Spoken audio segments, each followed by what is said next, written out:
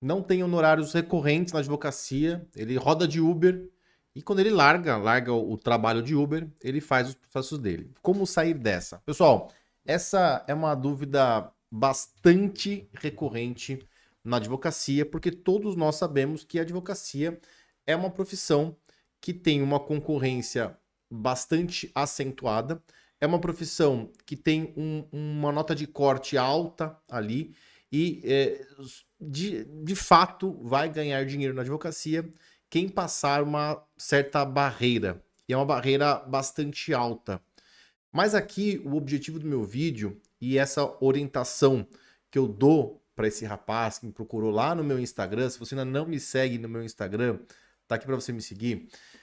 A orientação que eu dou para ele é a que eu dou para qualquer pessoa que hoje não consegue viver 100% da advocacia, e eu te garanto que essa é uma realidade da maior parte dos advogados. Mas assim, de forma muito, muito grande, a maior parte dos advogados, principalmente os jovens advogados, eles não conseguem viver 100% da advocacia. E existem vários fatores para isso. O objetivo do meu vídeo não é denunciar esses fatores. Vocês sabem muito bem que tem relação com o fato de existirem muitas faculdades de direito, da maior parte das faculdades não servir de fato para preparar o aluno para o mercado de trabalho, porque você tem que ter em mente o seguinte, que quem quer exercer a advocacia, ele vai ter que passar por vários momentos de corte, tá? O primeiro momento é o corte mais fácil, que é o corte da faculdade.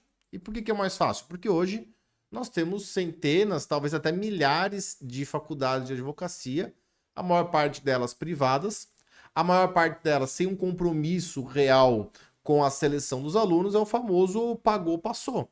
Então, esse primeiro corte, ele existe principalmente se a gente for levar em consideração a população brasileira, que é uma população aculturada, na maior parte dos casos, uma população pobre. Então, você hoje, ainda hoje, mesmo com os incentivos e os, entre aspas, benefícios, você fazer uma faculdade de direito já te coloca num patamar teoricamente, e daqui a pouco eu vou explicar esse teoricamente, acima da maior parte dos demais brasileiros, que eu chamo aqui de brasileiro médio.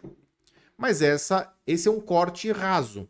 É relativamente fácil hoje você se matricular numa faculdade de direito e diria que é até mais fácil ainda se formar numa faculdade de direito. Só que o fato é que por esse corte ser um corte muito raso, muita gente consegue ultrapassar. E aí nós temos uma enxurrada de pessoas mal preparadas no mercado de trabalho. Se a gente for fazer um paralelo com uma outra profissão que também está indo no mesmo caminho da advocacia, mas ainda não chegou lá, que é a carreira de médico. Então, antigamente, para você fazer medicina, para você se tornar médico, você tinha que obrigatoriamente passar num vestibular de uma universidade pública. Era mega concorrido, mega difícil. Depois que passou, ainda era difícil se manter na faculdade, porque eram 6 anos de faculdade, normalmente período integral, ou seja, só quem tinha grana. Então o corte já estava ali. Então, normalmente, tá? Quem era médico já tinha um padrão cultural, um padrão social, um padrão financeiro muito superior aos demais. Hoje isso tem sido relativizado também na medicina, graças à abertura de muitas faculdades de medicina, mas é verdade que as faculdades de medicina ainda são muito caras. São faculdades caras. Então, o corte não está necessariamente na capacidade do candidato, mas está também na capacidade financeira. Então, se ela tem dinheiro, a pessoa consegue fazer medicina, mas precisa de muito mais dinheiro para se formar em medicina do que para se formar em direito, para você se tornar advogado. Então, esse primeiro corte é um corte muito fraco, tá? Temos milhares de bacharéis em direitos formados todos os anos pelas faculdades brasileiras. Esse cara, essa estudante que se formam na faculdade, evidentemente que eles não estão prontos para o mercado de trabalho. Eles não estão prontos. Eles são realmente marginalizados neste mercado de trabalho da advocacia. Nem advogados eles são considerados. E aí se criou um outro corte que eu particularmente acho imprescindível para a advocacia. Eu realmente não consigo imaginar uma situação em que a gente não tem esse corte, que é a prova da OAB. A prova da OAB é justamente um segundo corte na carreira, e nesse corte muita gente fica. Não é uma prova difícil, sendo bem sincero com você. Não é uma prova difícil, eu trabalhei com o exame da OAB durante alguns bons anos, preparando alunos para o exame da OAB, e eu te digo, qualquer um passa no exame da OAB, desde que você tenha uma estrutura psíquica para você enfrentar a prova. Tá? É uma prova sem concorrência. Então, se você fez o mínimo de pontos, você passa, vai para uma segunda fase e é então habilitado a ser advogado. Então, esse segundo corte ele é muito importante. Eu não sou contrário ao exame da OAB, porém, ele, dada a quantidade de pessoas que estão lá na base, os bacharéis, ele é um corte que ainda passa muita gente. Então, a cada exame, são 3 exames por ano, milhares de novos advogados são despejados no mercado de trabalho. E esse cara não está pronto para o mercado de trabalho. Ele precisa ainda desenvolver muitas habilidades. E muita gente... Existem vários caminhos, já tem vídeo meu aqui falando sobre isso. Tem um vídeo meu, inclusive, no meu curso, chamado Vivendo de Advocacia, onde eu esmiuço muito mais essa questão. Trago dados, trago reflexões mais profundas. Vou deixar o link aqui para você acessar o curso. Ele é um valor irrisório para você experimentar e entender um pouco mais de advocacia. E o que eu vejo, né? Eu vejo que há um grande número de profissionais mal preparados que são engolidos, marginalizados pelo mercado de trabalho. E aí, devido a essa quantidade de gente que se torna advogado, eu não vou dizer que tem pouca vaga, porque se por um lado é verdade que no nosso país tem muita faculdade de direito e tem muito advogado, também é verdade que nós somos um dos países mais litigantes do mundo. É um dos países que tem mais processos do globo terrestre. Então tem muita gente precisando de advogado. É diferente de outros países, onde não há essa cultura do litígio, onde o advogado é muito caro. Então aqui no Brasil nós temos essa cultura do litígio. As pessoas litigam, elas procuram os processos, os advogados para processar empresas, outras pessoas. Então tem mercado. O ponto aqui não é a falta de mercado, tá? O ponto aqui é a falta de competências mínimas.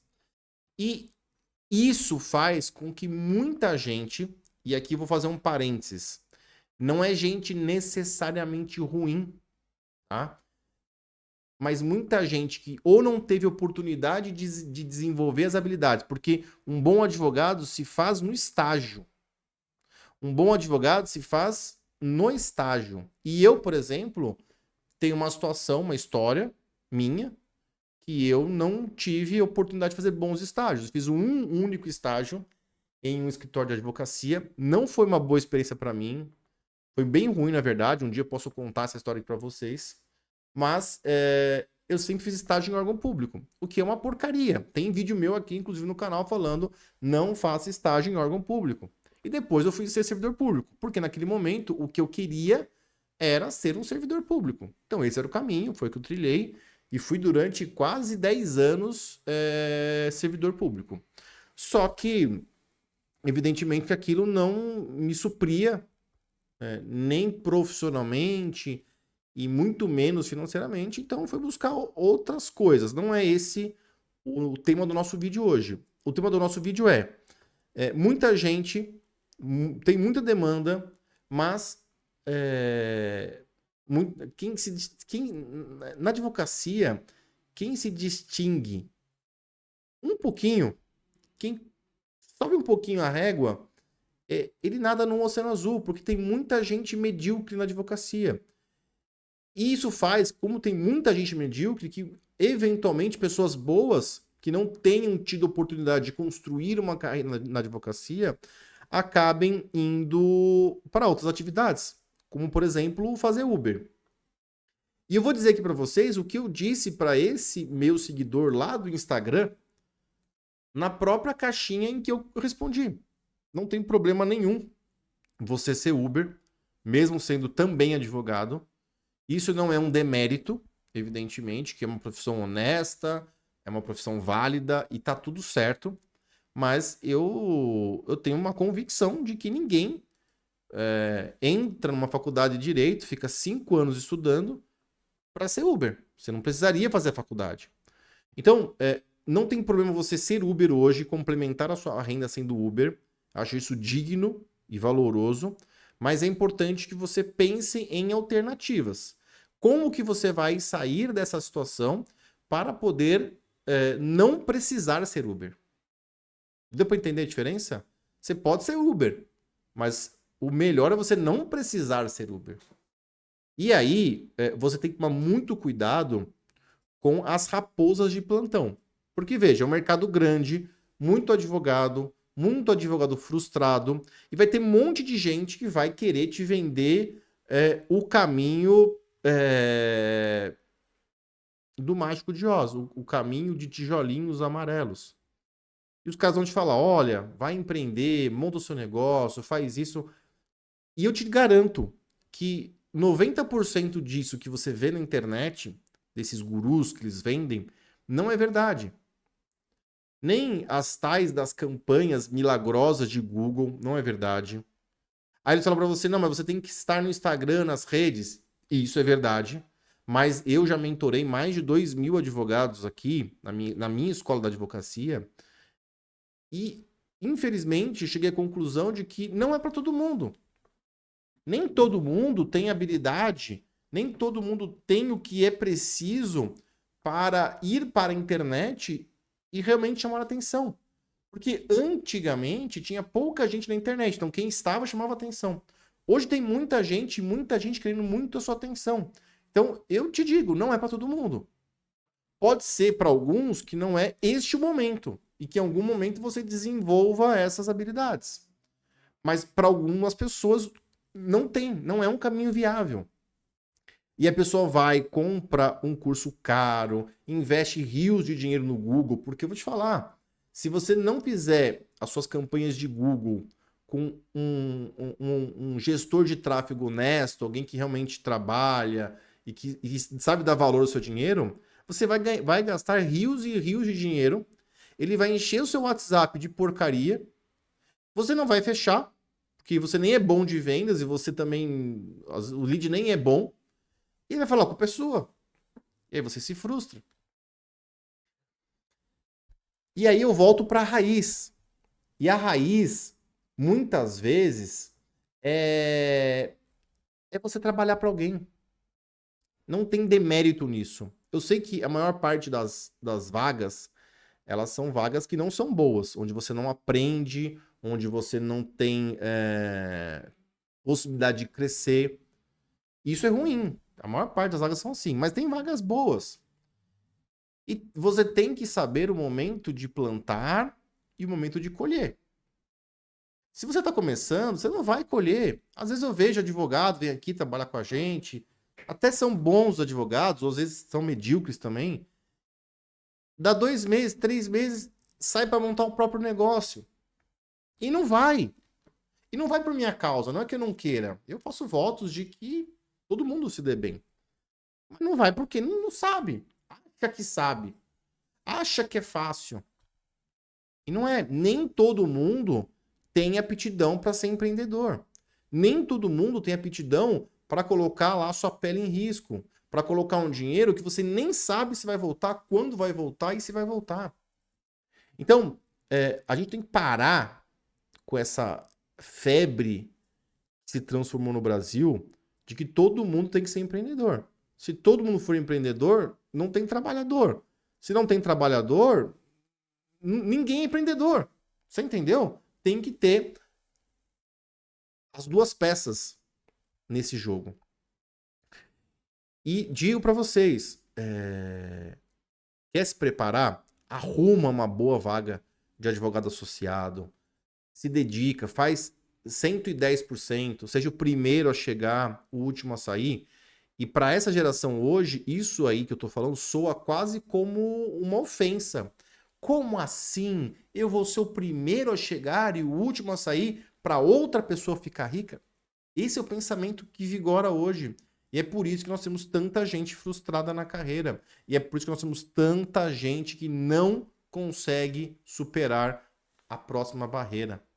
E é realmente você viver da advocacia. Então, é importante você entender o seguinte: se o seu perfil é de empreender, empreenda. Eu comecei na advocacia empreendendo. Só que eu já tinha um background gigantesco. Por quê? Eu já tinha sido funcionário público por quase 10 anos, já dava aula em faculdade, em curso preparatório. Então, eu tinha lá um background que me ajudou na advocacia. Então, quando eu fui me tornar advogado de fato, eu deslanchei. Eu fui bem. Não fui, nossa, bem como eu tô hoje. Mas eu consegui fazer o dinheiro que eu fazia no serviço público. Tá? Com muito, muito, muito, muito mais liberdade. Então, cada um tem sua jornada. Esses caras que te vendem curso de empreendedorismo na advocacia, eles só estão preocupados com o próprio bolso. Porque é muito mais fácil você vender um discurso de sonho para a pessoa, de que você vai andar de carro importado, que você vai viajar muito, vai ter sua casa própria, que você vai ser rico, não vai poder se preocupar com dinheiro, não vai precisar se preocupar com dinheiro. Isso vende muito mais do que eu tô falando agora, que é você plantar bonitinho, construir pedra por pedra e construir uma carreira que vai demorar. Vai demorar 5, 10 anos para você começar realmente a ver alguma coisa boa na advocacia e olhe lá. Porque esse prazo vai variar de pessoa para pessoa. Ah, então eu vou para concurso. Vai para concurso. Se você não está disposto a enfrentar essa barreira, você tem que ir para concurso. Só que aí te tem uma outra má notícia. Você vai para concurso, só que no concurso você não vai passar de primeira. Vai demorar 3, 4, 5, 6, 7, 8 anos para passar no concurso, se passar. E quando passar, pode ser que você assuma o seu cargo e veja que aquilo é uma porcaria, que não é o que você queria.